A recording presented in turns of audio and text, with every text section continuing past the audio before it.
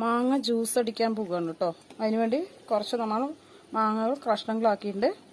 ഇത് നമുക്ക് ജ്യൂസ് അടിക്കാം, മാംഗോ ജ്യൂസ്.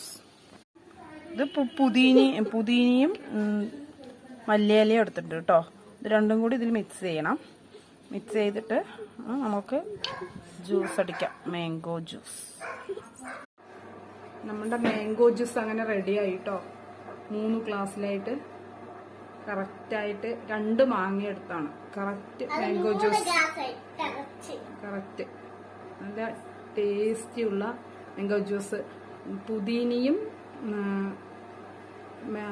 മാങ്ങയും പിന്നെ മല്ലിത്തഴ പിന്നെ പഞ്ചസാര സ്വല്പം ഉപ്പ് കൂടി ഇട്ടിട്ടാണ് കേട്ടോ ആക്കിയത്. കറക്റ്റായി നല്ല ടേസ്റ്റ്. കുറച്ച് ഐസ് വാട്ടർ ഒഴിച്ചു 2-3 ഐസ് ട്യൂബുകൾ ഇട്ടു കേട്ടോ. മാംഗോ ജ്യൂസ് റെഡിയായി. ദാൻവിക്ക് കൊടുക്കുകയാണ്. ദാൻവി എടുത്ത് കുടിക്കുകയാണ്.